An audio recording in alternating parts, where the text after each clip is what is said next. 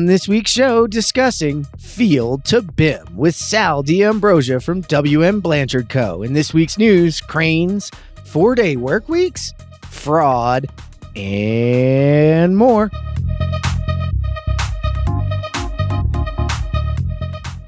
All right, we're back.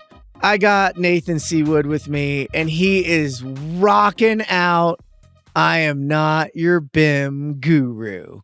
Well, I love that t-shirt, man. How are you, buddy? Gonna be with at least the East Coast BIM guru for all intents and purposes. You know, I gotta ensure that everyone knows that I'm not the BIM guru. We'll call him the ECBIM guru. We'll get to Sal in a second, our guest, but you're going to have to, if you're driving, I'll read it to you, but you're going to have to turn around, Nathan, and show the world the back, though, because I am your TLA guru, which, if you don't know what a TLA is, well, you're just going to have to ask us. So hit us up on LinkedIn or hit us up somewhere. We might tell you what it is. Sal D'Ambrosia, how are you, man? My jersey is here, Nathan. You are outmatched. It is jersey all day. Yeah, I'm good. Thanks for having me. Oh man, I've been excited. I mean, I got to see you in person at Rev Up. I'm stoked to, it sparked us that we've had you on the Dorks, but we never had you here, man. No, close, but no cigar. Yeah, right. Well, Nathan, I hope you're like got a seat belt on that chair, because well, I put my name into the hat real fast to make sure I got this seat with Sal. It was a long waiting list of co-hosts who want to get in here, so it's an honor. Yeah, not to pump this one up too much, guys, but when I texted the team about the Sal booking a time and who would like to co-host with me, I was flooded, man. I had to make a hard decision, and I will tell you straight up, we didn't have any rules on it yet. Other than if you bring the guest, you can be the co-host. That is one of them. But so I went with first in, right? I had to make a deal. So if anybody has any ideas on how we can do like virtual rock, paper, scissors, I don't know. Jacob D'Ambrosia, tried to do the D'Ambrosia and D'Ambrosia show. That was a hard sell, Jacob. I almost gave it to him for that. That was good. Yeah, that was good. Well, as you guys can tell, this is going to be awesome. I'm excited for the show. I've been excited to have it. But before we get into the show, we got to pause for the cause. Talk to me a little bit about what you're up to and what you can teach folks these days. Well, for the last 20 plus years, I've been talking about this mind-body connection and working a lot on focusing on things like stress and nutrition and sleep and exercise and how that affects performance and how that affects longevity. We've been focusing on this peak level of mental, physical, and emotional performance. Construction in general is a highly stressful environment, and you see the stress, and you always get the "I'm fine" answer. But I always try to dig a little deeper, because people say, I haven't been sleeping great, and I'm really eating crappy food, and I feel anxious, I feel depressed, I feel, we'll start to really get into those conversations and figure out what's going on. Those are the critical things people need to it's the little steps, right? You're not here to replace a mental health diagnosis, right? You're here, but there's some resources you've got that can help people kind of figure out if, hey, they might be headed down towards that one. Right, exactly. Barring some mental health diagnosis, or if you think you have a mental health diagnosis, please go seek someone out and get that help and that diagnosis. But barring just a diagnosis, or you're really struggling or having suicidal thoughts, this isn't going to help you probably. But to check in and see where am I now and how do I keep from going down that rabbit hole, there's some great resources. And if you go to brentdarnell.com/resources, first there's an emotional intelligence and physical symptoms survey test. So we get your emotional profile and we get your physical profile based on physical symptoms, and we tell how your body's working, and then we can correlate those two. And if you're experiencing burnout, it will show up in probably both of those evaluations. It's free. You just download it and do it. And just so see where you are. And if burnout's the top 2 or 3 that pop up and show up there, I would pay attention and start to really look at what are you doing with stress and nutrition and sleep and exercise and daily reflection and those kinds of things that we know we need to do to keep us healthy and keep us sane and keep us on track. You've got to check in with where you are. You've got to work on balancing. It's not about the diagnosis. It's about preventing people from getting too far down the road. Like most of our construction folks that listen in, they take care of their cars. They keep them up to date. You know, this is no different. You've got to put in the maintenance on the body, on the mind, because you're racing this car around the track, right? We're not going to change that we're a bunch of race cars out there, but we can change that we do the right maintenance, take the right time, and really check in. One more resource in there. It's the Tough Guy Survival Kit.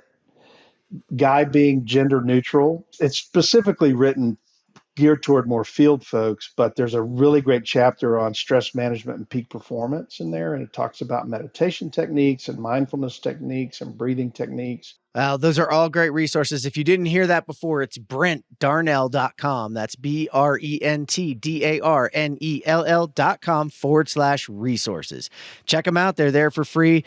Brent, thanks for joining us on this Pause for the Cause. All right, guys, remember, we're back on YouTube. So if you want to troll me, you can. That's right. Check out youtube.com/@the ConTech Crew. We got really cool new shorts out. They're not all awesome, but most of them are. So check them out, like them. I'll make my son cringe and say, smash that subscribe button. I don't know what the new kids are saying. Maybe Nathan can tell you what it is, but let's get that out there. Let's keep growing it. I'm here with Robert Shear, VP of Strategy and Business Development for OpenSpace. Robert, tell us a little bit about what is OpenSpace. OpenSpace is a 360 job site capture, review, and tracking tool. Think of it as an up-to-the-minute Google Street View of your project that people can view anywhere, anytime. Some people also refer to it as like total project recall, right? So what if you could have a photographic memory for all your projects for all time in case something came up in the future? So that's really what it is. How do you use it? Let me grab my camera. You simply just attach a 360 camera to your hard hat, open our app on your phone, open the floor plan, tap where you are and walk. We take care of the rest. So as you walk, we take 2 360 images per second. You come back, upload them to the cloud, and we process that all together, stitch them together, pin all those images to your plans, and deliver it back to you as the navigable 360 environment for everyone to use and share. And typically we deliver it back to you in like 30 to 60 minutes. All right, we're back. Now, Sal D'Ambrosia, you have a killer story in the industry. I want to kind of go back in your history. How did you get involved in this whole cool industry? And tell us a little bit about your path to where you are today. Well, I mean, I installed piping and was in the field for probably 25 years before I kind of accidentally stumbled upon this.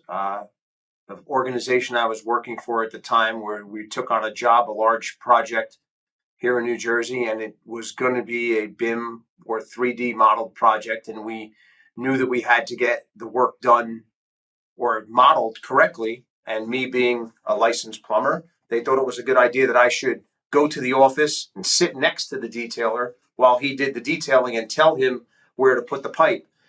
Well, I guess it was fortunate for me that the detailer that I was working with was also a volunteer firefighter who got a call one particular day after I was just there for 2 days. It was really only 2 days, guys. And he stood up. He's like, Sal, I got to go fight a fire. And I'm like, what am I going to do? And he's like, I don't know. So when he got up, I shifted into his chair and I realized that, you know what? It was a lot easier to teach somebody how to use the computer than teach them 20 years of installing pipe. And he came back about 2 hours later and he was like, what are you doing? And I was like, taking your job. And that was it. That was it. I picked up his computer and took it to the field and basically drafted the entire job from the field. And when that job was just about finishing up, I decided I couldn't go back to the field and installing it if I had this unique perspective of construction from the virtual world now. And I ran with that and then turned into the VDC manager at that organization later on, and now on to WM Blanchard, where I'm the construction technology director. Well, I want to take you back a step there because there's this belief that the field this isn't ready for technology, that they can't handle it. And that's exactly opposite of what you're describing. There's this misconception that anybody that ever strapped on a set of work boots is a caveman, doesn't have the knowledge to do that. Here's the bigger misconception, guys. The bigger misconception is the people that do what we do are smart. And I'm just, Jeff, you know me, I'm the guy that says the things that people don't want to say. But the reality of it is we're not that smart. We press a series of buttons in a sequence that somebody taught us, and it does a certain thing on the computer. Where the real knowledge comes in is, do you understand piping, construction, constructability, and all of those things? That's where it is. You can teach a field person in 6 weeks how to use the computer. You can't teach a tech person 20 years of piping experience in 6 weeks. It doesn't mean that that tech person can't be a great draftsman in years to come, but the experience is still going to be required. And what we see a lot, now is, that 24-year-old young man or woman that comes out of college knows how to use a computer, and you're a draftsman. And, that's not really what it takes to build a building. No, you hit a couple of things there. I mean, that's been the cornerstone, I think, of my career. And one of the reasons for the success was I've never really believed the own ego. I have an aptitude for technology and an ability to put it together. And I've got a lot of skills in that area. But honestly, I would sit down, like, I remember this, like sitting with an accounting person and having go like, oh, you're so smart. And I go, if I'm doing our accounting, we're going to be in real trouble. You have a different skill set than I do. Like, I can't do that. And the same thing. It's just like, this is what my aptitude is to fix the computer. So it's technology. So I'm not any smarter than anybody. In fact, but no, I will argue that this is a mindset that we all share. Because my example was estimating assistant and on-screen takeoff, and my ability to do on-screen takeoff faster than other people. I go, wow, you're so smart, or you're so good with tech, or whatever. Well, I don't know. And again, we are all different ranges of ages. This is not a generational thing necessarily. I think it's literally a just aptitude and sort of preference towards doing these things virtually. But your point, Sal, you can't teach constructability. Like, everything I've learned about constructability through BIM, whether it's rebar and structural steel and concrete, that was kind of my upbringing using Tekla, was from either a rebar detailer that was from the field, or talking to our concrete self-perform foreman out in the field and asking them, because every time I ask the engineer, I get one answer, and then I go talk to the field and I get the right answer. And you realize that, it's always going to be some sort of RFI that changes it to what the field wants. So why aren't we just getting this stuff further upstream? But as you just mentioned, that's hard unless you got more folks like yourself that come from the field, but yet have this aptitude for technology. I mean, I think, Nathan, I'll use your own phrase against you there. It's respect for perspective, right? That's we all have this. So, but it was interesting, Sal, because that original place that you were working was a mechanical contractor, and you've made this leap to the general contractor side. And I remember having a conversation with you about this, and tell folks a little bit about why you felt like you needed to make that jump, and what impact you felt like you could make. We had a mechanical contracting organization that was very technical. We knew what we wanted. And then when we would go on a job with the GC didn't appreciate it because they didn't understand what we were trying to do. And then the subcontractors that were hired around us were not even close to the same technical ability. And we were kind of like a fish out of water on the project. So when I left that company, I decided that my best spot would probably be on the general contracting side, where I could sort of push towards getting everybody to do it. Like you've heard me mention, if you don't make it an option, there's no option. You are doing this, and that's what you're doing, and you better learn how to do that. If you say, all right, well, we'd like to do this BIM stuff, and then the people come around, or the subcontractors come around that can't do it, then you have to accept their number. And we don't necessarily want to be all about the number. We want to be about getting everything more productive and just a better project. And how has that gone for you? It's a struggle. Yeah, it's a struggle, but we're working on it. Here at Blanchard, we have an initiative where we go out and we talk to our mechanical contractors about technology. We do either presentations or have just, team conversations with them about what we expect, about what they can provide. That's an ongoing process. And we've seen a lot of improvements from the lesser from the lesser skilled or technology skilled subcontractors, and we've seen a lot of input from the greater technology skilled companies that are helping us with that. But it is a battle, and like everything else. It's an uphill battle, but that's okay, right? It's a fight worth fighting. Like oh, no doubt, yeah, no doubt. When you think it's a fight not worth fighting, that's when you need to quit. Well, but I think it comes down to now, how do you fight that fight? And we'll bring up another acronym, well, it's way more than a 3-letter acronym, with them. What's in it for me? And even as a plumbing contractor versus a general contractor, what's in it for you to do BIM really is a great example of what we'd historically call little BIM versus big BIM, right? Like within your world of the scope of work that you're on, you can use BIM in ways that help with your fabrication to delivery and kind of your internal operations. Now that you're a GC, it's more of like a risk management policy of how are you getting everyone to do it. But now not only do you have one person resisting, you've got everybody resisting you, right? And so I think, like other than just saying you have to do this, what are the other ways you get them to understand why they should care to do it? We do it by those presentations that I spoke of. You know what it is? You don't know what you don't know, right? Mm-hmm. So when you have subcontractors or mechanical contractors that aren't using the technology, it's not necessarily that they're against it. They don't understand the benefits. They don't understand the why, right? Like what you're talking about. So somebody like me that has the perspective now, it's an even more unique perspective, because I've gone from the guy in the field to the mechanical guy to the general contractor side. So I understand where it benefits everybody, how it benefits the general contractor, and how it benefits the mechanical contractor. So when we go and we meet with these mechanical contractors, you start to see their eyes open up a little bit and their face go from that stone look to that, I'm alive look, when they start to understand that there's profit in this, and that they are losing money now, because let's face it, for the last 10 years, you have to do this has been the BIM, right? It's been that line item in that contract that says you are responsible for 3D coordination, or like we like to refer to it as BIM or VDC, right? Now, if you do that process and then you forget about the process thereafter and just hand a piece of paper to the guy in the field, you've wasted 80% of what you've done. So these subcontractors that don't want to do it, the taste in their mouth for the last 10 years has been, I'm spending $70,000, $80,000, $100,000 in BIM coordination, and I get no benefit when I go out to the field. And that's because they don't understand how to take it to the next level. The prefabrication, the packaging, the kitting, the spooling, whatever you want to call it, they don't understand that. When they start to understand the total station layout, the packaging of a project, and see how fast they could be, then all of a sudden they start to change and say, you know what, maybe it's worth this disruption. Maybe it's worth being the stupidest guy on the job again, because that's where it comes, especially to the guys in the field. You are a 30-year plumbing pipe fitter installer.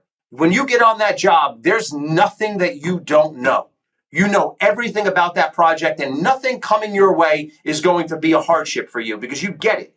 Now, as soon as you put technology in your hand, you no longer know everything about the job. As a matter of fact, the 19-year-old kid probably knows more about your job than you do at that time. That's a tough pill to swallow. And what we have to get them to understand is the disruption is not a very long time. It's a brief disruption, and then thereafter, you become an even better general foreman, a better foreman, or whatever you are. Well, you hit a couple things there that I want to highlight. There's resistance to the change because you're kind of taking it feels like you're taking a couple of steps back. Mm-hmm. You do. You are taking a couple steps back. But being able to figure out how to kit, spool, do all that prefabrication, and then install it. So that's changing the experience of mobilizing for a job site, right? Yeah, that's something we don't talk about enough, is that there are those experienced foremen. They do know everything that's coming, and now you're going to do this a different way.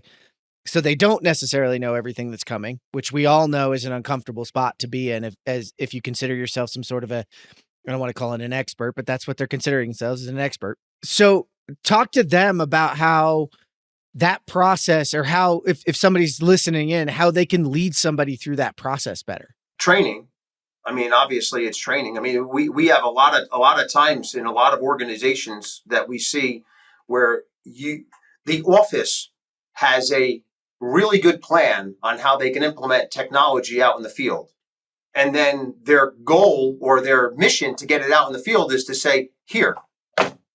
Well, that's a losing. You're never going to win that battle. You have to get them to feel like they are a part of that transition, get them involved with it, and teach them how to do that, and fight the egos, because you're going to get the egos. You know, they're going to walk in the door, and I've done this myself. Had a room of 15 foremen, and everything that I said, it wasn't, oh, how can I make this better? It was, how could I poo-poo everything he's saying? So you have to fight that and get them to understand that. And here's the other thing too. Similar to me, if you have a lot of pride, and most of us do, especially there's a Jersey ego. Jeff, you know it. There is a Jersey ego, and I sit on pretty much the top of the Jersey ego, up there, and I'm proud of it. I would have never been able to have somebody hand me the data in a model and say, just build what I drew.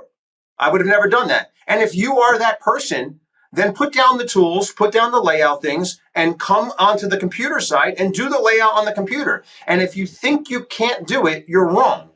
If you are able to build a building and install piping off of a paper napkin and a sketch, I can guarantee you somebody could teach you how to get inside a Revit model and draw pipe in a few weeks. I can guarantee you that that's the case. And you instantly become the best draftsman at that organization. You could take, and I've seen this, you could take an organization that has a draftsman there for 5 years, but has no piping experience other than what they've drawn or detailed in over the last 5 years. You bring in a 20-year, 15-year plumber, pipe fitter, sheet metal installer, and teach them in 6 weeks how to use the computer. They instantly become your best draftsman. Mm-hmm. Instantly in 6 weeks. I think it was you we stole that from early on, was that, you were sitting there watching him and he was designing the pipe or laying it out, and you said, wait, you can't install that. Like, you're not leaving me enough room to do this and that and this and that. And that was an eye opener for me on what the difference between drawing and actually installing and understanding what your building is. Right. And we see the same thing on the construction management side. Is the BIM coordinator or the BIM manager, VDC manager for the general contractor, if they don't shift it on to the mechanical contractor who has no skin in the general contracting game or the construction management game, they're going to lead the coordination to benefit themselves. That's just nature. Okay. I led plenty of coordinations from the mechanical side for GCs. And I'll tell you now, I couldn't tell you then, I was 100% doing it to benefit myself and only myself. And I could care less what happened to anybody else. But what we see on the GC side is, who do they put in charge of running the coordination? The person that presses the button that says clash detection and then says, okay, this is a clash.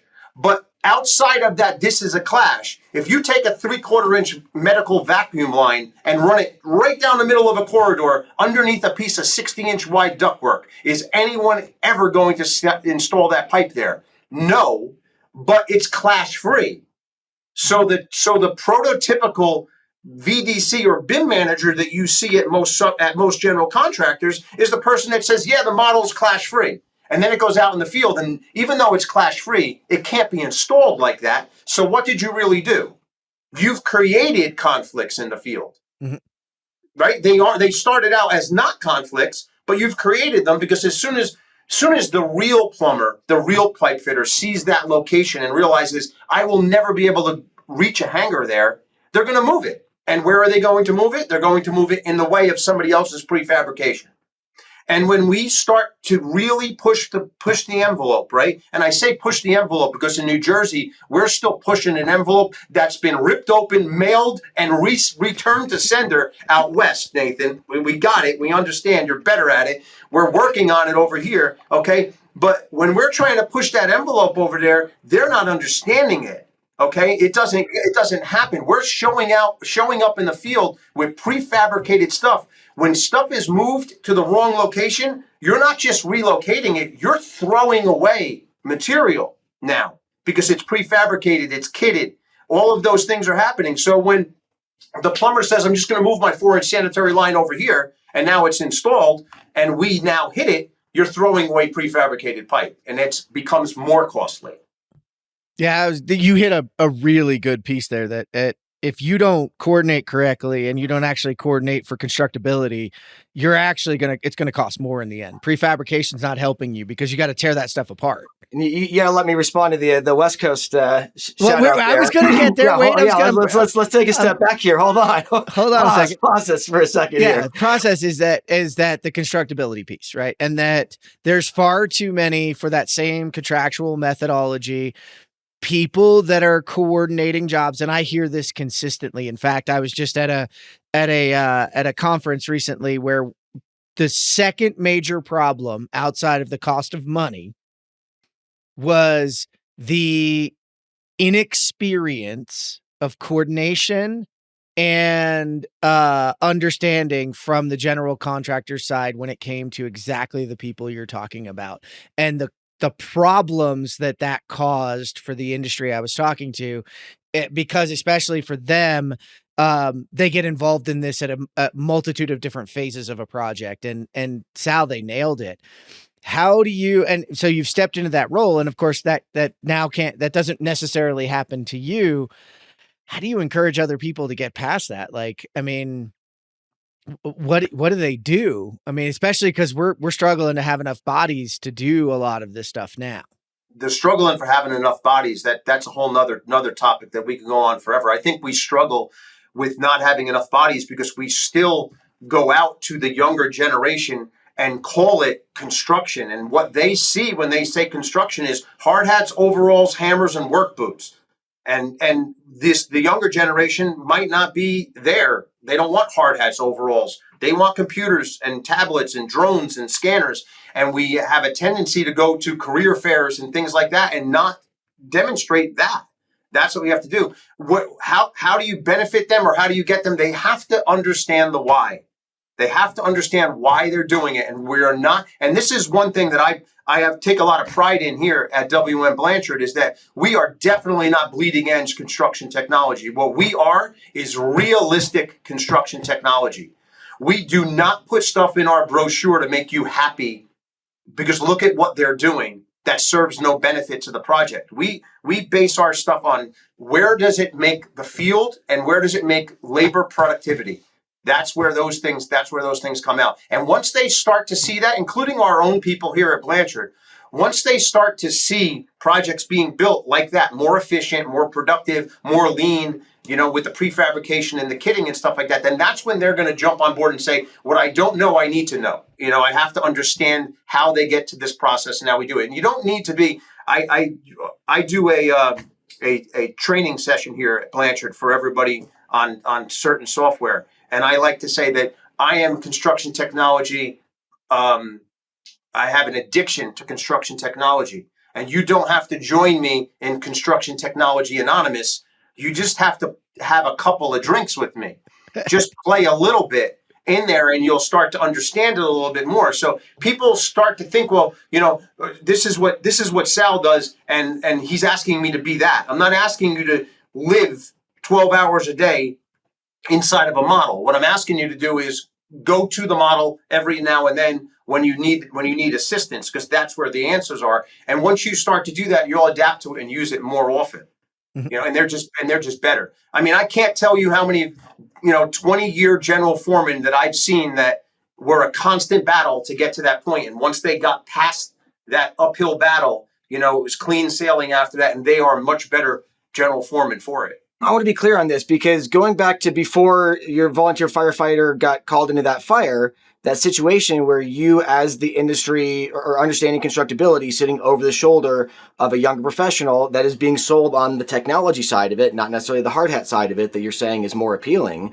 Right. Is there anything wrong with that? There's nothing wrong with joining the technology side of it without having any field experience. What we have to understand is that to get that field experience, it's going to take the same amount of time on the technology side. No, and what I'm saying is 2 people doing one job. one person driving, because we seem to have resistance with the adoption of the technology, but if there's a recognition of the value of it and that what's missing is constructability, my argument for a while, and this may not be relevant anymore, is that it's actually a better value to put two people together, even though it seems wasteful, but to have a younger person learning from that constructability, even though it's over the shoulder, because there are just some folks that are going to be laggards that just aren't going to have the dexterity skills to do that kind of button click stuff. And that's fine. But what we need is their brain on the screen giving that knowledge to that younger person so that they can learn through that. And that's that kind of bi-directional mentorship that I'm always preaching and Sasha Reed's always preaching. So I feel like, is that a way that we can potentially sell better adoption to solve really both of the challenges you're bringing up here? Absolutely. That is certainly a way to do it. But if you're going to do that, what I can't ever hear, ever uttered again by any other mechanical contractor that does it, because I used to hear it and it used to blow my mind, was that as a union plumber, I got paid too much money to be a detailer. But then a week later, I heard, I need you to go sit next to the detailer and show him what to do. If you say something like that, that's like, you need to wear a mask to walk in a restaurant, but then you sit 4 feet away and you can take your mask off. We fell for that one. We're not going to fall for this one, right? So you can't tell me I get paid too much money to do that, but you want me to go sit next to somebody that gets paid half of what I get paid and now pay time and a half to have it done. So if you could get by that, then that is definitely a great way to teach that younger generation how to understand constructability. I think the better way to teach that constructability to the younger generation or the people that are less familiar with the construction side is to have real construction people that are knowledgeable in construction, do the designing and give it to detailers in your office who are now annotating the pipe, doing everything. They become what I say are field apprentices, right? So I used to run a VDC department the same as I ran a field. I had apprentices in the field. I had detailers in the office. I had journeymen in the field. I had designers in the office. I had foremen in the field. I had a VDC manager in the office. Similar to the same thing. The apprentices eventually become journeymen, eventually become foremen in the field. The same things happen with the detailers. They're annotating pipe, so they start to understand why pipe is being there. They're hanging over the shoulder of the veteran pipe installer and learning from the pipe installer, and eventually they get into smaller projects and smaller piping thing. The same way, you don't take a fifth-year apprentice that's just out of his time, just became a journeyman, and say, you know what, you're going to be the foreman and we have a 9-story hospital to build. That's not where you start them off. So everybody should start off at a certain thing, and maybe you take that detailer in your office and you say, okay, listen, I have 5 VAVs to pipe in this little area, this little scope, pipe those VAVs. There are ways to teach that generation there. I think the most important thing that we have to think about, though, is teaching the people that are construction the technology side of it as well. We can't lose sight of that. And Jeff knows, after being at RevUp, one of my stances over there was how software needs to become more user-friendly, and we got very technical, and the technical became very good, and us in the office became very technical. And what we did was, especially here in New Jersey, we pushed the field further away by becoming more technical, right? So we started off with technology, let's face it, that wasn't that good, right? It really wasn't that good. And we handed that to the field. And the field, well, they sucked their teeth into it, right? And they said, this doesn't work. And they were right. Then the technology got better, but it got better and it got more technical. Then we gave it to the field, and now they don't know how to use it. So we needed to get software out there that is more user-friendly, more of a gaming type of platform that works for them, and get them to understand it so that they can collaborate. So to your point, Nathan, I'm not necessarily saying have them sit over your shoulder, but maybe it's a better thing to have them work with you one-on-one in a model that's user-friendly, that they can now go back to you and say, this is an issue, a field constructability issue, fix it. and have you work and collaborate with you the same way we collaborate during coordination, where this pipe can't be there, that ductwork can't be there. Can you raise this ductwork? Can you move this sprinkler pipe? You share that model with the people who are going to be building it, have them review that model, and then have them critique that model before it gets out to the field. Even if the detailer is a 20-year general foreman and completely understands it, if he's not the person building it, let the person that is building it have some type of influence in there. It just can't be in there after everything is all said and done. Because I've tried that way, where you draw the entire thing, everything is coordinated, and then you give it to that foreman, general foreman, with that ability, and then have them critique it, and they want to change everything. It's too late at that point. So they have to be involved during the process. Well, when we've had this whole discussion, and I don't think we've once mentioned the designer or the engineer or the owner. We've just talked about general contractor and trade contractors, right? So like we talk about moving upstream. How's that been on the East Coast? I don't think that really has changed anywhere except in the areas where you are getting more involved with the IPDs and the integrated project delivery. Jeff, we got to explain the acronyms. If you're getting more involved in that, or the design assist and things like that, then that is much better. That is a real hard area around here in New Jersey to get that implemented on any job. Engineers don't really want to have anything to do with it. Owners don't know enough about it. General contractors don't know enough about it. So what happens, and we all know this, and again, I'm just the guy that says it, but we end up with a lot of times with a design that when we start coordination, what we're not starting is coordination. We're starting the last phase of design, right? We should never be getting to a point where we have awarded to subcontractors. The building is being built already. We are now in the heat of coordination, and the first 4 RFIs that come out are: this riser doesn't fit inside this wall, this carrier doesn't fit inside this wall, there's no floor drain in this area, there should be a floor drain. Those are not coordination issues, those are design issues, and we shouldn't be asking design issues during the coordination phase. We have the ability now, through the software we have, to iron out those issues before we get to that point. And it should just be involving 1 or 2, 3 subcontractors, and have one detailer involved that's following through, that understands the constructability and is following through the design process with the designers, so that when we get to that spot, we have something that we can actually build. Not necessarily coordinated, but we're not worried about, a 4-inch pipe inside of a 3.5-inch stud. Those are things that we shouldn't get to during coordination.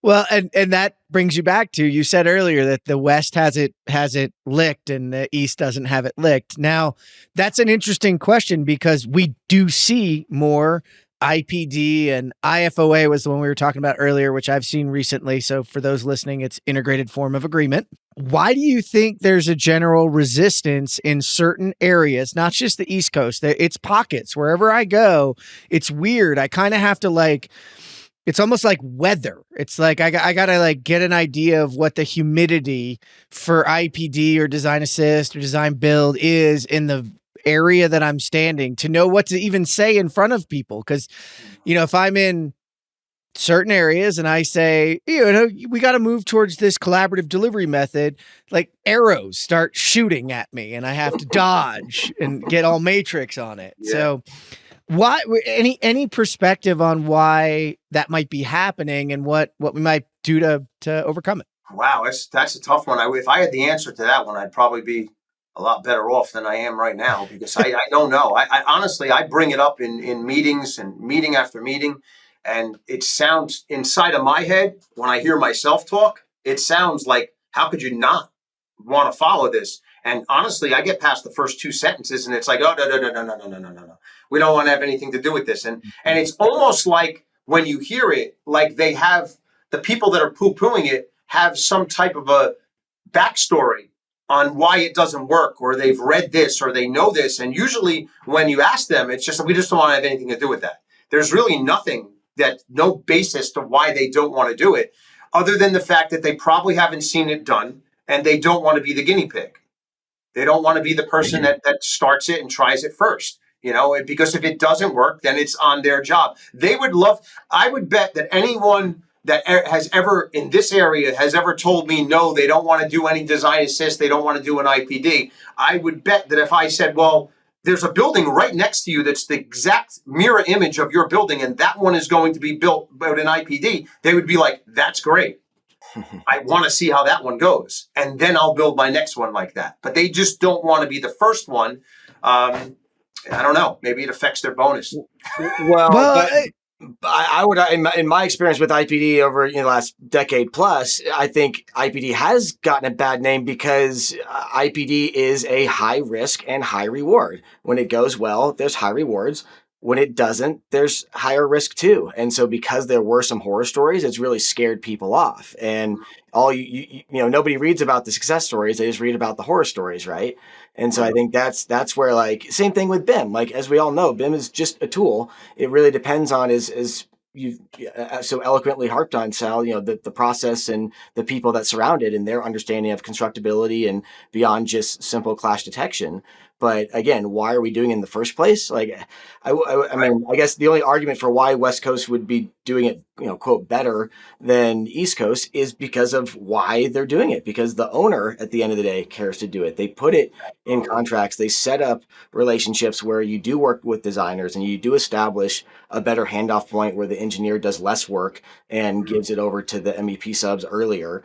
And, we do things that actually lead to efficiency. But right now, those that are saying no are because they're literally making more profit doing the way they're doing it today than what would be a potentially more productive way, but maybe less profitable. And that goes back to the culture and the nature of the industry that we work in.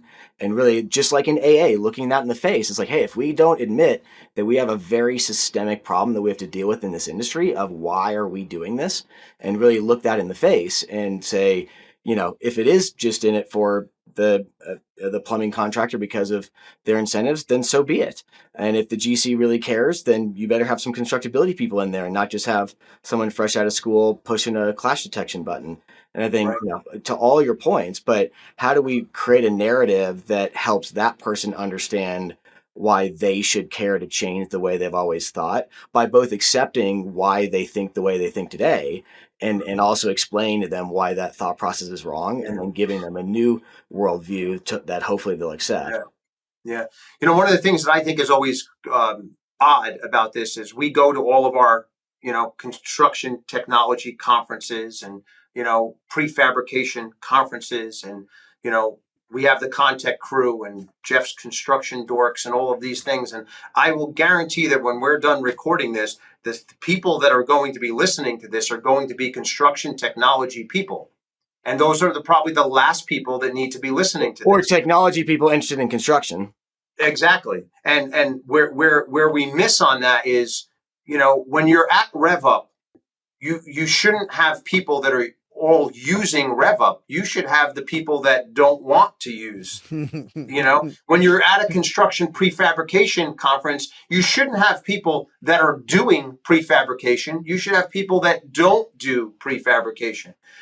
I've gone to many conferences where the entire time I'm there, I'm saying to myself, they're saying the same exact thing that I say in my office, and they push me out the door and lock it. And the reason for that is they're tired of hearing me say it. They need to hear other people say it. They need to listen to this. Well, and the value of these conferences is because you've been in that room and because you've heard that response, it's your responsibility to ask that question at the end of their panel to them of exactly what was said to you, but ask them that tough question and see how they respond back to you. And maybe you hear that something in that response, you go, oh man, I'm going to use that next time.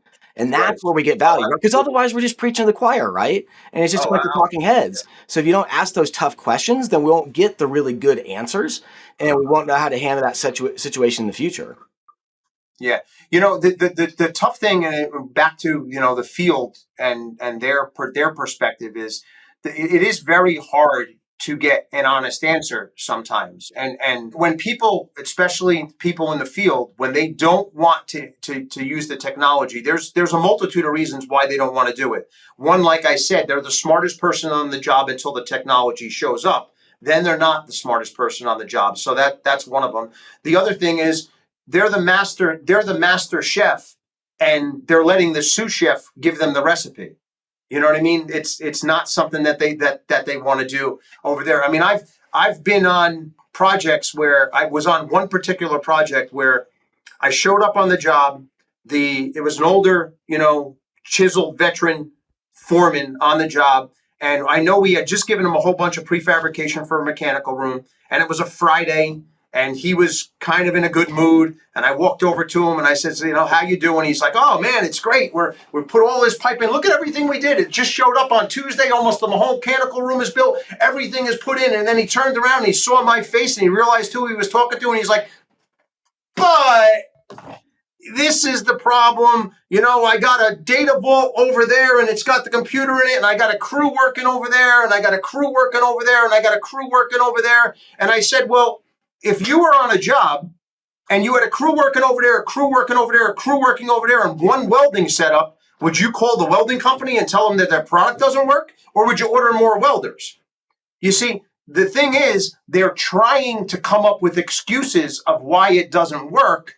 And the people that they're getting the ear of are listening to the excuses, right? Because when you take that principal that sits behind that desk inside in his office and never really steps foot in the field and doesn't see or doesn't understand the technology just as much as the person in the field doesn't, and that person that's been with that company for 20 years but doesn't want to touch that technology gets on the phone and calls that principal, who's he going to believe? They're going to believe the person that's been there for 20 years has been successful on jobs, and I understand that. But the reality is they're giving you excuses to why it doesn't work that aren't even relevant. It's not even reality. I had one person tell me, the model is down there. It's in a data vault, and the guy's working up there on the lift, and the data vault's all the way down there. And I told him, I did that for 20 years. I never had a 36 by 48 piece of paper up on the lift with me. There was always a ground man who was always down by, as a matter of fact, he was down by a drawing table that I ordered plywood, 2x4s, casters, and screws, and I cut it. And I was so proud of the drawing table that it cost my organization 2 weeks for me to make, right? I was so happy with that there is no difference. Nothing is different. The only thing is you're looking at it different.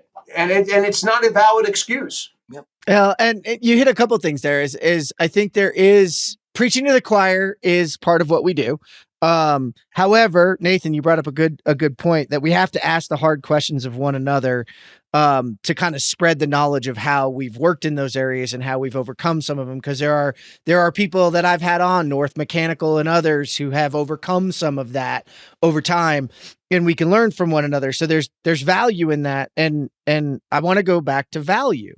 I think we need to continually communicate to that 20-year veteran their true value of the project, right? Their true value is not understanding the way they used to do pipe and piping, et cetera, today. Their true value is that they understand how buildings get built and how systems come together and what they're intended to do. You've said multiple things today, Sal, that I don't even understand physically what they are.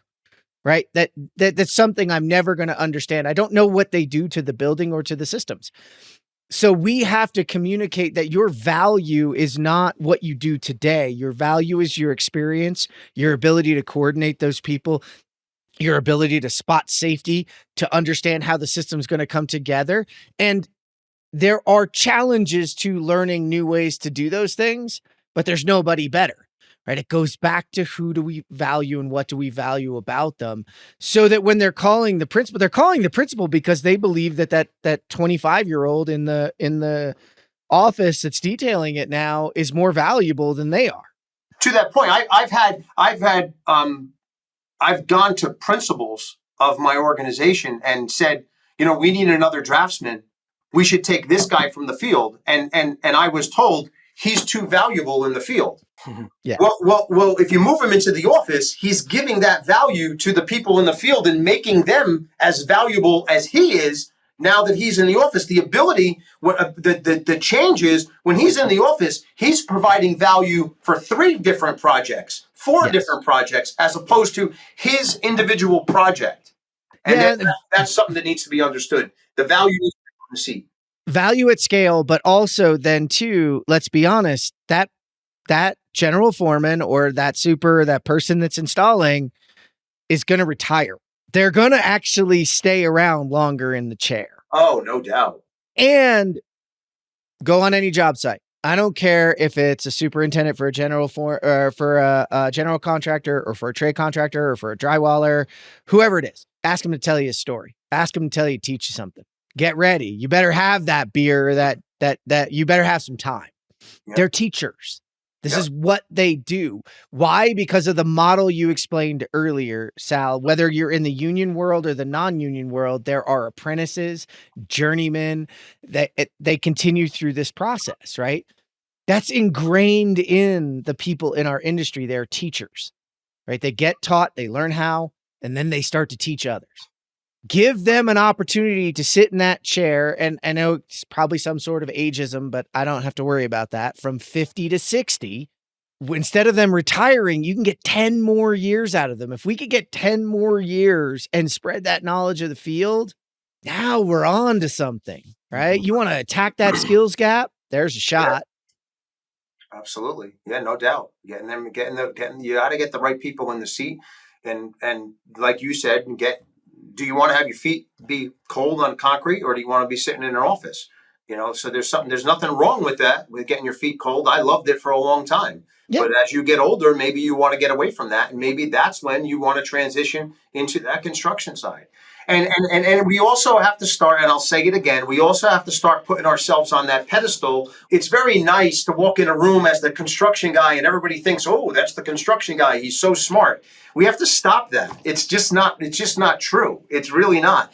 Get these guys and ladies that are in the field with the work boots on. They are just as smart as any one of us. Get them in here and teach them how to press a sequence of buttons in a sequence that get the computer to do things. That's all you're really doing. Like, you mentioned it on the last one, Jeff.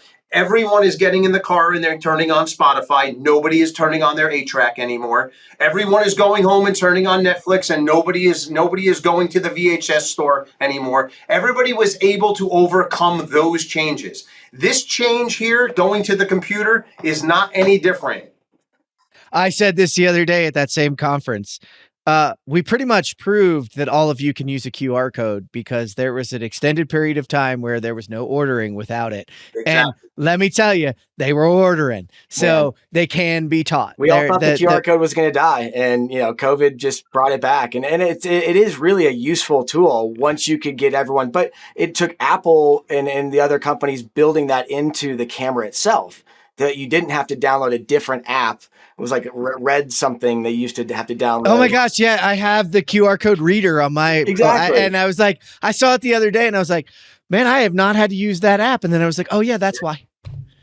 Well, listen, there was one more that I wanted to bring up because I want to move us on, but there's another barrier in a story that Sal tells, that I tell on stage every once in a while, about a cheeseburger and a beer making a change to a model, something that was modeled and then put it in the field. So there are barriers not only to let's say we've coordinated it, it's built, it's constructible, right? We know it. And then we send it out in the field, and somebody wants to do something their way. And I wonder if you could tell that story a little bit about how that throws things off, Sal. I have a good story about that. One of the first projects I ever detailed in 3D was an underground project at a hospital here, and we detail it was all service weight cast iron, which if you're not familiar with, detailing that is a little tricky, and it's a little bit of a job. We detailed the entire thing, and just as we were done with the coordination, the engineer comes back and he says, I need to lower the mechanical room floor 6 inches. What does it do? So we lowered the mechanical room floor, and I went back to him and I said, we're good. Nothing has really changed. The only thing is the top of your venting from the underground sanitary is in the bottom of the concrete. Do you mind that? He says, Sal, it's an 8-inch pour. I could care less. Don't change anything. Leave it that way. Okay. Well, we send it out to the field, and it's out there for about 3 days. And I ask, how's it going out there? And I hear nothing worked. They threw away all the prefabrication. They ordered all new material. Why? Well, he figured out that the top of the venting was in the bottom of the concrete. So you've done the right thing in the wrongest of ways. Yeah. You've altered the model because it was your call, your thing to do. And in turn, you've cost the organization basically double. You're doing the underground over now again. I think, like I was saying before, if you are using, a collaborative software during the coordination, and you do get the field input on field welds and all of those things that are so important, they have to understand that when it gets to the field, that is the finished product, and there's no changing it.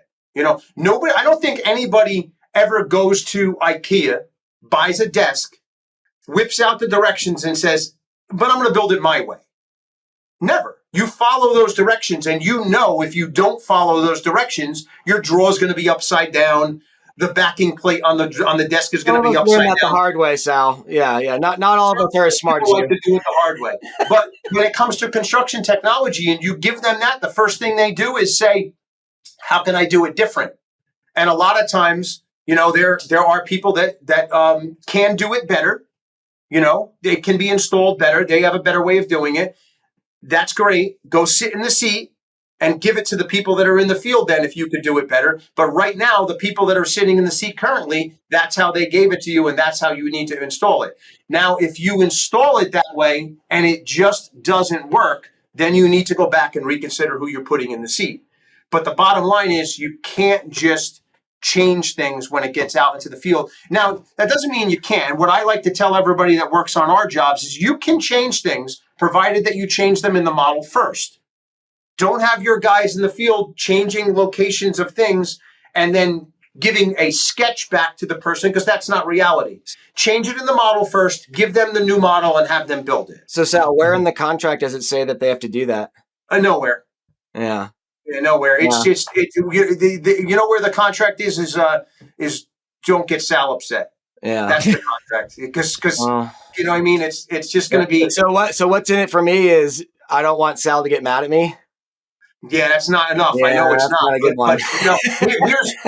Here's what's in it for you. The reality, what's in it for you is you're going to have less problems if you just follow it. But what you just explained to me is that it created more problems, right? More problems. And that is my point is that is the dilemma, right? Like that is what is so tough about BIM. Just like the internet. Sell someone on, is the internet a good thing? Could you live your life without it? Of course not. Does it have a lot of bad things that happen because of it? Absolutely. But are we going to get rid of it? No. Can we make it better? Yes. So swap BIM for that. You could absolutely have the exact same argument for BIM. And I think that's almost like something that we just as much as we shouldn't put ourselves on a pedestal, we shouldn't put BIM on a pedestal either.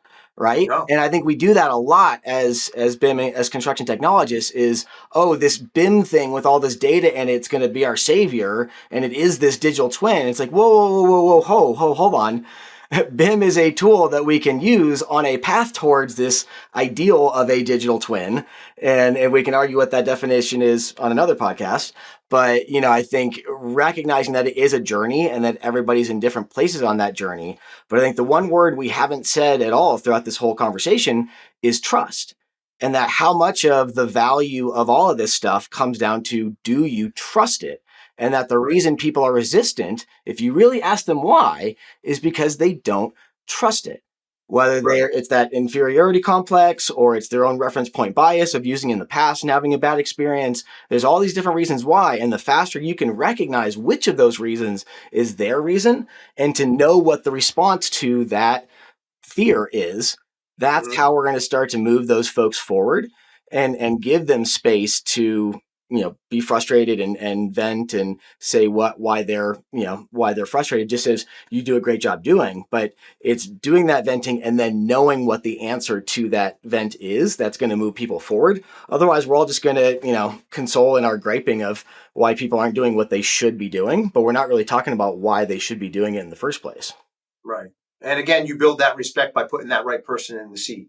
You're never going to give a 55-year-old general foreman who's been laying out work 25 years a model that was developed by a 24-year-old young man or woman that just out of college and never installed a piece of pipe, and have them just say, I'm just going to turn a blind eye to everything that I see is wrong and just going to install it. They're not going to do that. And honestly, you really shouldn't want them to do that. Where you're going to get that respect is, let's turn it around and say you have that 55-year-old general foreman who's been laying 20 years worth of work out there, and he's been working with a crew of 5 or 6 men and women that are working in there. Now, all of a sudden, he transitions into the office, and one of that field member, one of that crew becomes the new foreman on there. Do you think he's going to respect the model that's been given to him by the same guy that's been laying out his work for the last 20 years? Of course he is. And if he doesn't, then it's just an ego thing, because he wanted to go sit in the seat maybe, or whatever it is. But that's where that comes in. When you have that ability, when I was in the field, I considered myself a valuable general foreman, because I would go out in front of the journeyman, lay out the floor, lay out the hangers, lay out all the pipe cut pieces. I would take the measurements of the pipe cut pieces, put them on a list, give them to the apprentice. The apprentice would cut all the pieces and bring them to that location. And when the journeyman showed up, he had the material, the layout right there on the floor. Okay? That is the exact same thing that is now done on the computer. When I was doing it in the field, I was good at it because I had so much knowledge and so much experience in doing that layout, and everybody understood that that's the layout that worked. Why would I ever think that I could do the same exact process on the computer with somebody with 0 piping experience? It's just not right. It's just not the right way to think about it. It's not the right way to do it, and it gives a bad name, like you were saying, Nathan. That, where BIM has its, bad name, that's where it gets its bad name. When you're first fitting off of a riser is right into the middle of a piece of steel, you're done. You're done with the entire drawing. I've been there myself. Somebody's given me, a detailer's given me a drawing. First fitting off of the storm riser is right into the steel. It doesn't matter where anything is after that point. I was done. I took those drawings and they became a paper airplane. That's what they became, and I did it myself. And the same thing, just because you put more time, more effort, more money onto the technology side and give them a model, if it's garbage, it's still garbage, and no one is going to follow it. Nobody's going to have the respect and the trust in it.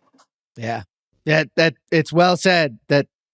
That's where the problems come from. It's got to be a process between the two, and it's not easy, right? And we've got to have trust. And Nathan, you were right. And the reason, Sal, in your seat now as a GC, they trust you because you know what the mechanicals did, and in doing so knew what the others in there were doing, the sheet metal, the electricals, etc. So I think that's part of the process too, is promoting folks into the seats that can preach a bit from reality, not just from the computer. So I would love to continue this on, and I know that we could for hours, but we have to move on into the news portion. So Sal, I can't believe it took us this long to get you on here. It's so awesome to have you and have the passion. And if anybody listening does not catch the passion through the speakers, well, then I don't know how we can. Oh man. Yeah. And I'm back with Robert Shear, VP of Strategy and Business Development for OpenSpace. There's a lot of reality capture out there, a lot of 360 products out there. What really sets OpenSpace apart? From the start, we really focused on speed and simplicity. If you want your field teams to use stuff, it better be easy, it better be fast. And so our focus is 100% on making life easier for people to build stuff. All our advanced tech is wrapped in a really super simple experience. It just works the first time, every time. And it works at the speed of construction, which to us means getting things turned around in less than an hour, so that if you walk at 7 a.m, by 8 o'clock, you can share that with your team and you can coordinate work and kind of track issues. Awesome. Well, so who is really the OpenSpace product focused at? Are you looking at trade contractors, general contractors, owners? Who's your real, users? Yeah, it's really all of the above. I think we started focusing on GCs, and I'd say that's probably most of our users. But now we've got real strong adoption with trades. A lot of owners are writing it right into the spec for the project. With the GCs, it's a lot of capturing maybe every other day, once a week, to really provide that context for the team. Trades tend to use them a lot more actively. They're using them to track progress, track team productivity. And then owners, again, love to have that sort of oversight and visibility into the project. We've got 100,000 active users on the platform. We've got our users have captured over 10 billion square feet in over 70 countries. And more of our customers are moving from using OpenSpace on 1 or 2 projects to really using it across their whole project portfolio. That's awesome. Where can they learn more about OpenSpace? Yeah, I'd point them to 2 places. One is openspace.ai. Check it out, look around. If you want to learn more, there's request a demo buttons all over the place. Click that.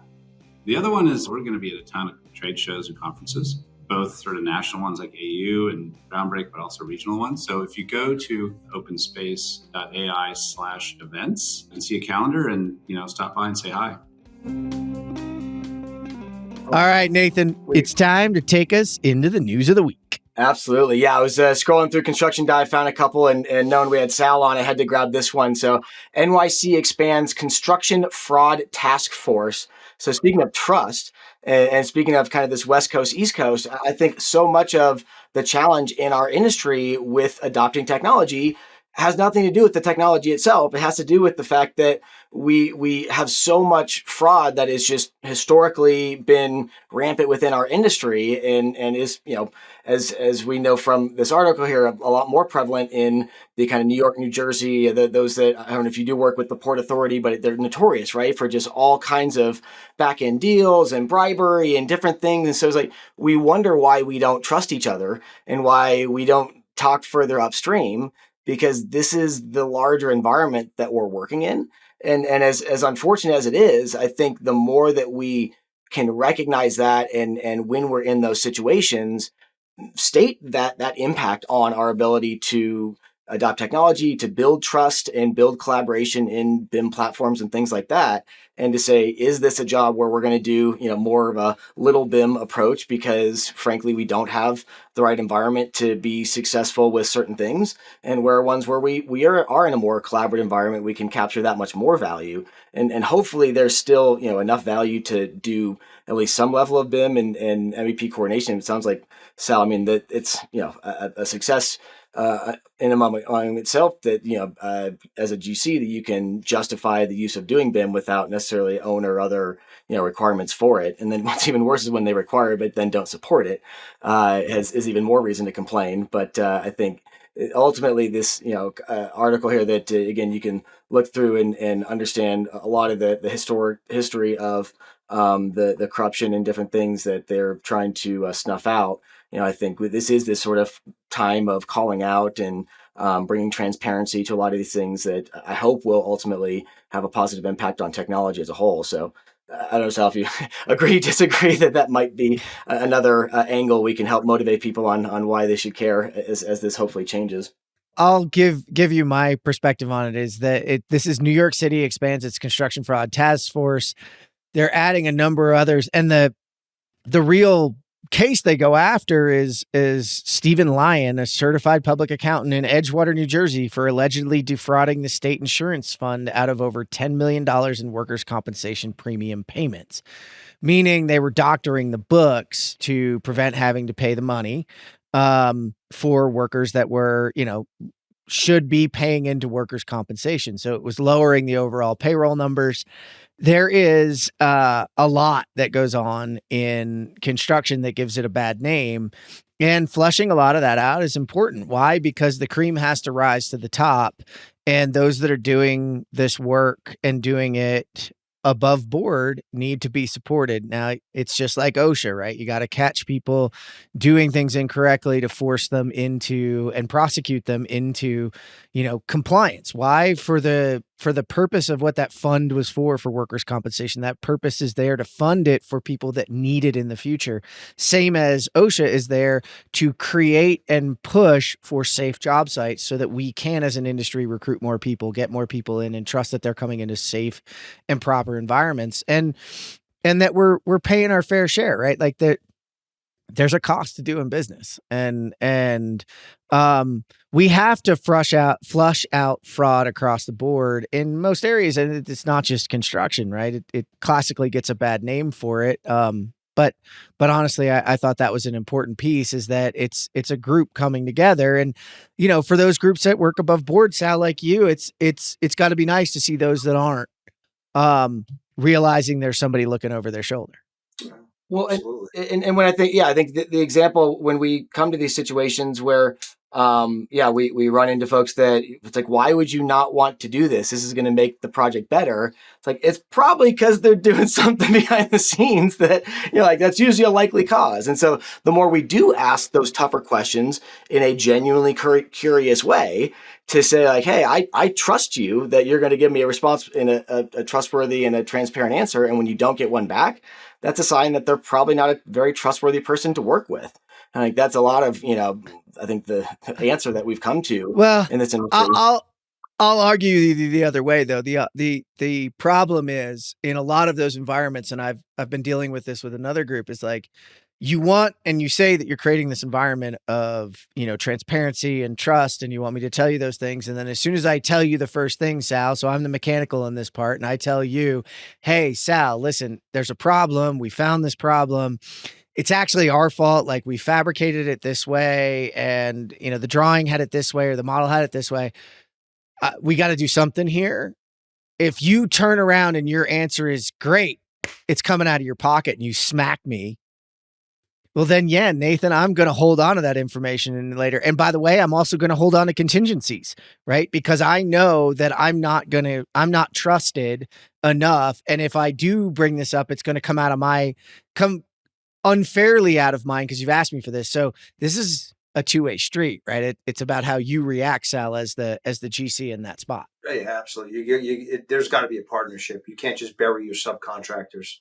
It's, I know a lot of times on our projects, I'm pushing for certain things and the subcontractors think that I'm working against them, but I'm really trying to help them. Right. They don't necessarily understand it at that time, but I'm trying to help you. You might not see it, but the goal is for me to make you better. Yeah. And yeah, like you're saying, if you're burying them when they're coming to you with things like that, it's not going to be well for the next job either. Yeah, these departments will hopefully go away over time because Sal will be reaching out his hand for that person who's fallen down and picking them back up. And then all of a sudden, they're going to be bored looking for things to find. Yeah. And that's where reputation goes a long way, right? But I know we got to move on.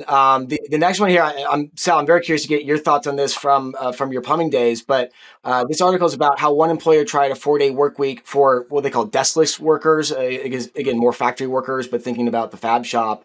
And in this case, why it didn't stick. I'll give you a quick synopsis here. OC Tanner, an employee recognition company, attempted a 4-day work week within their 450 factory workers, seeing if they could offer them the same kind of flexibility being enjoyed by the company's office staff. And ultimately, this is something that they had tried 10 years ago, and it didn't work. And someone's like, hey, why don't we try this now that it was kind of a popular thing again? And the first response was, oh, we tried that 10 years ago and it didn't work, which how many times do we hear that, right? As those that are in the innovation world. And thankfully, they are a very innovative company and recognize that, hey, things may be different 10 years later. But again, within their attempt to basically do like a Monday through Thursday and a Tuesday through Friday shift of a 4-10 schedule, ultimately just they couldn't find the people to fill the spots. Like, it didn't ultimately work. But the kind of the synopsis of the article here that was very well written is that the whole point of innovation is being comfortable trying new things, even if they're not going to work.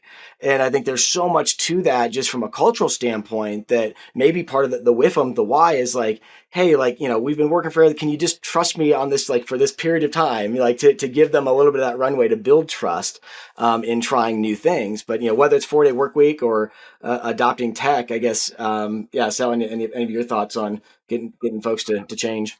As me, when it comes to innovation, I'll give anything a shot. I would definitely give that a shot. I don't think it would work. I've been involved with 4-day work weeks, so it was more in because we had not the right amount of work, so everybody was reduced to 4-day work weeks. So, but the end result was the same, and it didn't work for us because as the foreman on the project, when I would skip that Monday and I would come back on Tuesday, I would have double the amount of work because the person who was there on that Monday was doing things not necessarily wrong, but not the way I wanted my job to run. So it didn't really work. And to say that you could keep the job vacant during that day would be impossible. You couldn't do that. So I wouldn't think it would work, but I would go into it with an open mind. And I think that's part of the reason why a lot of the stuff we don't get successful with is because people don't come into it with an open mind. Yeah, I think you're right, Nathan. On this one, it was an interesting attempt at it. And Sal, they perfectly hit what you hit. They needed to deliver 5 days a week. And therefore, just adjusting didn't work. And they didn't have the people to do it, but they tried it. And I think that's important. I think it's important to try new and efficient ways. My thing would be, and this was a factory, right, that's working double shift. And we know actually that there's a lot of negative impacts of working a night shift and working the swing shift. Mm-hmm.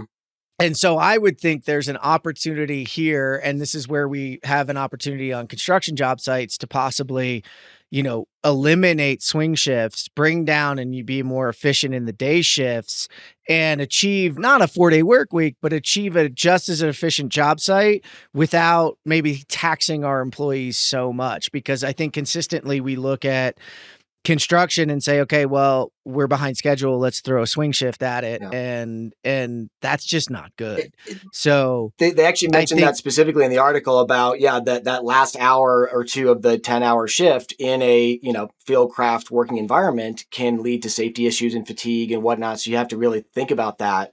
When we're trying to be equal, right, and be inclusive of everyone, office and non-office, but we do have to represent that it's a different type of work, right, and we have to respect the environment that you're in. Respect for perspective. This is different work, right? This is physical work. No matter if we're prefabricating and we're just installing prefabricated pipe and materials, et cetera, and enclosures, it's still dangerous and it's still taxing. But I will tell you, and I'm going to segue this into my own, because is construction, so this is from internationalconstruction.com, is construction losing out on efficiency gains by using too many tower cranes? It's an interesting piece of, it's usually when you look out over a construction job site or over a city and you see a whole bunch of cranes, you go, okay, there's a lot of construction going on here. But actually, is that creating more of a problem? Is what this is talking about is, are published tower cranes the judge of the health of a region's construction market, or is having so many hooks hanging above a site actually a sign that construction site could be operating more efficiently? So to tie it back to yours, Nathan, is more cranes might not necessarily be better. And actually, if we could plan our shifts and plan our picks and plan those things in different methods with a lean methodology and a lean approach, could we actually do more with less? Now, this is cool because down the road, it talks about the fact that we are prefabricating is creating heavier loads for us to lift. And so manufacturers of bigger cranes are going out and they're creating more resilient cranes that can handle these heavier prefabricated parts. But does this also provide us with an opportunity to think more lean, to think more about our picks, to think more about our laydown, to think more about the range of a crane and how it can go, and actually pre-plan our crane positioning and our crane capabilities so that we're using less cranes more efficiently and supplying work in areas in a lean fashion, right? Being busy on a job site isn't efficient. But is this an opportunity for us to think differently? I think the two kind of come together. So I'm kind of interested, Sal, as you're thinking about, we've always looked at the amount of cranes and thought it was a good thing. Maybe it's time for us to rethink a little bit. I agree. I mean, I don't think we utilize any tools on a site the way we should utilize them. And being the crane being the biggest thing on the site, I could see it being something that is just causes more harm than good. More delays and more, scheduling picks, like you said, can be done a lot more efficiently. And sometimes when you have the more cranes, you have a tendency to push more stuff to the project, thinking you could get more picks, and you just make a bigger cluster, if you know what I mean. Oh, yeah. I think especially as you go international too, I've found that, you see projects with a ton of cranes and they kind of want to, puff their chest about how many cranes they have as if it's, like a bragging right. But I think leaner is probably the new name of the game. Yeah. Get leaner, get faster, get better. And there is an opportunity too. Like you said, Sal, there's also a human, I guess it's a propensity that if we see material in a laydown yard, we want to go get it and we want to install it. And that's not always the most efficient thing for us to be doing. So a lot of that planning, and you can look back, we had the team from Versatile on a long time ago that did a study with Dodge Data on how efficiently planning your picks ahead of time and organizing your materials can really have a huge impact on your productivity if it's planned correctly. So taking a little bit of time beforehand, and maybe there's an opportunity for us to stagger crews in a different way. Lastly, this was just had to be the coolest LinkedIn post. So this is from Dusty Robotics. Dusty printed serpentine soffits at the SFO airport with multiple radiuses and complex curvature. Laying this out by hand used to be a time-consuming, error-prone task. Okay, Dusty's telling you that? Great. Maybe you don't want to listen to the people that created it, but you can listen to former guest Chris Hager, who jumped in, and that's how I actually caught my eye, is he said, the complexity of laying out a curve such as the one above is on another level. 30 years ago, the programs that were written for calculators to lay out curves using total stations set a new bar. But this is an exponential improvement of both quality and throughput. And knowing, Sal, that you have a history in layout, I thought, who better to bring this up than you, and just maybe give people an understanding of the reality of how hard it is to do what Dusty just showed a robot do out of the model. Well, it's not hard to do it wrong. and typically when you're laying out a serpentine or a radius soffit, that's exactly, I mean, this is what it looks like. You get somebody with a ceiling wire that sort of lays it across the floor, stands up, looks at it, and looks at the drawing and says, yeah, that looks similar. And then they spray paint it, and that's how your soffit gets built. And then when you go to put all that prefabrication that we're talking about, all of a sudden it hits the soffit in construction. Yeah. Because the soffit construction is not where it was in the model. How could it be? Because you're trying to lay it out with sticks and stones. That's why it's not in the right spot. So yeah, so when we do get robots that are out there that can do that, you know, it's kind of crazy that we are getting into a point where now we have like Dusty Robotics building robots that are going out there and laying out things, and we still have so many contractors that have completely passed the whole total station scene, right? We've had like 15 years of total station that some contractors haven't even attempted. And now we have robots that are drawing this stuff on the floor, and you miss that whole generation.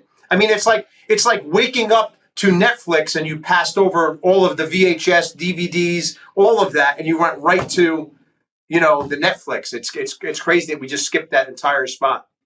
Well, and I've met a lot of those superintendents in Texas, and yeah, they you know, that whatever, 5 years ago, 10 years ago, they used a total station and they had a bad experience and they never want to use it again because, again, some sort of human error or the instrument error. And I've been on projects where, yeah, like some MEP guys spent 2 full days laying out off the wrong coordinates and had to do but in the long run, it was still so much faster than the conventional method, even if you built in that waste of the 2 days that were laid out wrong. And so, yeah, like the more we can tell that whole story and not just let that horror story be the lasting impact in their brains, I think we'll slowly get them to adopt at least total station and then move their way into stuff like this when it warrants it, right? Right now, I word it as you cannot afford to not utilize a total station. And as the Dusty Robotics and the robots come a little bit closer, that same phrase will be used towards that. You cannot afford to not have a robot laying out your project. You know, and we just need everybody to understand that, you know? Yeah. I mean, I'll refer to the late Buck Davis here on this one and his total station TCO and ROI calculation that you could throw away the total station at the end of every job and still make money. Well, that's room for that mistake to happen, Nathan, and for us to catch back up. And I have fun on stage saying, you know, you guys haven't even caught up to the total station. So we have a robotic robot now because it's a robotic total station. It is a robot. Well, but you can't afford not to have it. Isn't an ROI calculation. It's an insurance policy, right? So like, calculate your ROI of your insurance policy. You can't, but yet you know you have to have one, right? So I think sometimes the way we try and sell it versus the value it really is, there's a disconnect, right? And that we actually have to think of it as like selling an insurance policy. Yeah, we're going to try a new one here too, because Sal, you just made me think of it. Sticks and stones will break my models, but robots are here to help me. So that's my new one. So that's going to be my new one. And that's the way we're going to end the show. And I am excited to have finally had Sal D'Ambrosia on. Sal, thanks so much for stopping in and spending time with me today and with Nathan. Pleasure. This was fun, Sal. Thank you. Yeah, thank you. Yeah. Hopefully we'll see you soon, somewhere soon. Nathan Wood, it's always good to see you, man. Thanks for joining me today. Come on down. Always here. Yeah, I'll probably see you in a few days. Thank you for tuning in today to Geek Out for our interview with Sal D'Ambrosia. To read all our news stories, learn more about our guests, and to listen to this show, visit thecontechcrew.com. This is the ConTech Crew signing out. Until next time, enjoy the ride and geek out.